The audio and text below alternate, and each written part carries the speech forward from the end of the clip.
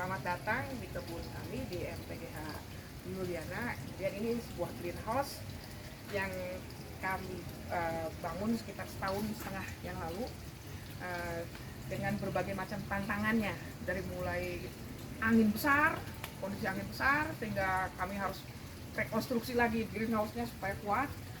Kemudian tantangan berikutnya itu adalah tanahnya becek karena di persawahan, jadi banjir. Akhirnya kami terus berinovasi, dibikinlah sebuah kolam di bawah dari tanah dari greenhouse ini, yang diisi oleh ikan. Jadi ke depan itu kami ingin membuat sebuah aquaculture. Aquaculture di mana sistem terintegrasi dari ada ikan, ada tanaman, dan air diputar-putar terus, nutrisi didapat dari kotoran ikan atau dari hasil ikan, pertanian perikanan, kemudian putar terus gitu ya ke arah pertumbuhan tanaman. Nah, setelah itu kemudian karena kami berdasarkan survei kemana-mana, kami membuat sistem namanya sistem Machida. Sistem yang dikembangkan di Jepang, di kota Machida di Jepang. Kami rasa ini sistem pertumbuhan melon yang menurut kami sangat cocok di tempat kami, karena kondisi bawahnya itu yang kami ceritakan tadi becek, sehingga harus dibuat kolam, sehingga kami harus bisa membuat tanaman melon ini di atas kolam. Jadi dari beberapa survei kami coba untuk melakukan sistem Machida ini. Nah, di mana sistem ini seperti dilihat nih, box ini, jadi satu box ini, satu pohon itu bisa menghasilkan lebih dari 10 atau 20 buah per pohon. Nah, terus seperti tujuan semula, kami juga membuat istilahnya, karena kami ingin membuat aquaculture, ya kami juga melakukan beberapa percobaan juga dari kolam-kolam ikan ini. Ada beberapa melon yang ditanam di kolam seperti ini. Nah, ternyata tumbuh bagus juga. Itu nggak dikasih nutrisi, jadi nutrisi murni dari kolam, dari ikan. Nah, ini kami belum lanjutkan lagi. Mungkin ke depan bukan hanya melon dikembangkan di aquaculture ini, karena seperti kita lihat di video-video itu banyak juga yang ke arah sayur-sayuran atau padi segala macam, mungkin ke depan ke arah situ.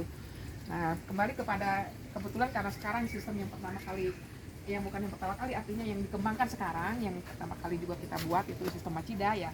Sekarang kami di laboratorium ini, kami namakan laboratorium ya, karena kami berharap ini bagus, insya Allah bagus, sukses ya, mudah-mudahan kami bisa roll out di tempat lain juga gitu, dengan pertama kali sistemnya dibikin di sini. Nah, ini karena kami ini berangkat dari keingintahuan, yaitu seperti moto kami, bahwa kami harus selalu berinovasi untuk memberikan yang terbaik lah gitu, dengan efisiensi dan segala macam. Jadi kami termasuk memilih jenis bibit pun, kami membeli bibit ada sekitar 9 atau lebih ya, 10 macam, karena kami ingin tahu bagaimana kualitas bibit itu dari segi ketahanan terhadap penyakit, dari segi pertumbuhannya cepat atau tidak, dari segi jumlah buah yang dihasilkan. Nah, makanya di sini ada bermacam-macam jenis melon yang kami tanam di sini. Seperti dilihat ya, ini masih ya, perkiraan kami mungkin sebulan lagi baru panen yang di GH1 ini. Mudah-mudahan panennya sesuai dengan yang diharapkan ya. Tapi walaupun misalnya masih belum, kami akan terus berinovasi. Itu seperti tujuan kami membuat RTGH yang pertama ini sebagai pusat laboratorium sekaligus produksi. Nah, ini ke GH berikutnya, beberapa yang sudah lebih dulu. Oh iya, sebentar. Kami juga di sini karena kami pernah bertani dengan sistem istilahnya tumpang sari. Semua lahan itu kami manfaatkan. Jadi di sini kami pun menanam anggur. Jadi di atas itu ada anggur, dan alhamdulillah udah pada berbuah juga. Ini udah kedua kali nih buahnya. Ya, kami lihat sih kami udah tahu sekarang bagaimana cara membuahkan anggur. Udah walaupun masih berantakan, masih agak-agak kacau, tapi udah relatif lebih bagus lah. Dengan udah tahu bagaimana cara membuahkan, bagaimana cara memupuk supaya anggur itu berbuah. Nah, tinggal bagaimana nanti supaya merapihkannya semua, itu next step lah. Tapi ya itu seperti moto kami harus selalu berinovasi untuk menghasilkan yang terbaik. Nah, ini juga kami membuat kayak tambulapot ya, tapi ini tambulapot di tanah. Jadi anggur itu ada yang dirambutkan di atas, ada juga yang di lingkar-lingkar, jadi itu untuk mengefisienkan dari tanah itu sendiri. Ya kami berharap seperti di kebunnya sudah bagus ya, itu artinya anggurnya jadi banyak. Ini ada salah satu contoh anggur yang sudah parises, apa sih namanya, bukan parises, apa ya, ada istilahnya, itu udah berubah warnanya. Ini sebentar lagi bisa dimakan, dimasak. Nah ini juga beberapa jenis yang lain memang perlu inovasi lah, karena mestinya anggur ini dalam satu pohon bisa puluhan kilo itu kita bisa dapat sekali panen.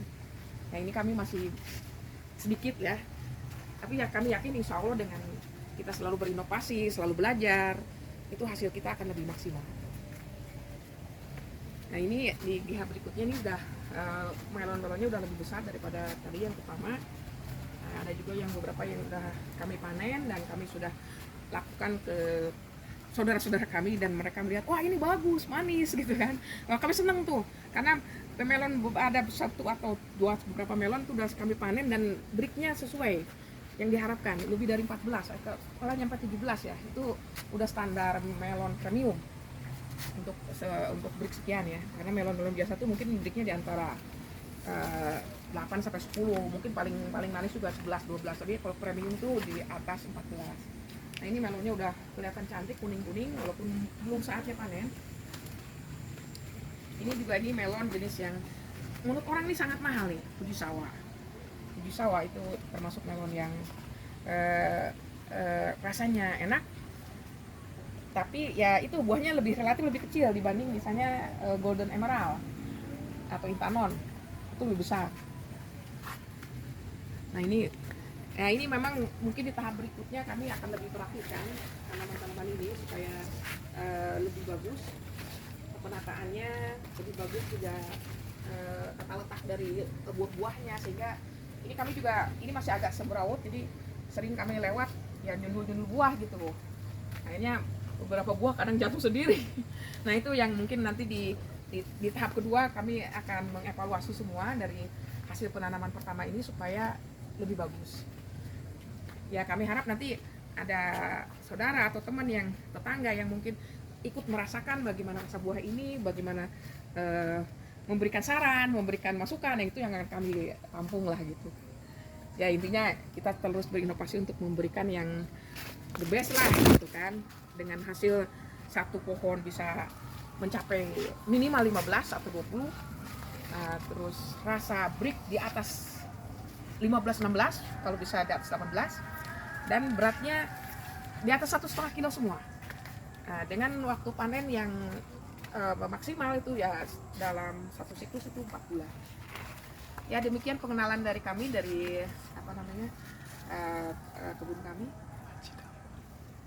Ini kami sebentar, kami ini karena kami ini terinspirasi dengan sistem Macida yang ada di Subang, kemudian kami adopsi di sini, kami sesuaikan dengan kondisi di sini. Karena kondisi di sini ya itu tadi seperti anginnya besar, becek, airnya banyak, terus juga nutrisi atau cuaca dan segala macam ya kami disesuaikan dengan di Jalaksana, makanya kami membuat brand dari kebun kami ini Macida Laksana Farm. Jadi sistem Macida yang dikembangkan di Jalaksana. Semoga mohon doanya, mudah-mudahan ke depan kami bisa berinovasi lebih bagus, menghasilkan tanaman-tanaman melon yang berkualitas bagus dengan hasil yang bagus, sehingga ke depan kami berkeinginan untuk membuat semacam pelatihan hidroponik untuk orang-orang yang mau belajar kepada kami di samping produksi. Dan mudah-mudahan mohon doanya juga kami bisa mengembangkan melon ini tidak hanya di greenhouse yang ini, tapi di greenhouse berikutnya yang mudah-mudahan bisa lebih memenuhi kebutuhan pasar, bisa memenuhi kan, menurut statistik memang kebutuhannya cukup besar, tapi pemenuhannya masih kurang. Terima kasih atas perhatiannya, mudah-mudahan salam sukses buat semuanya.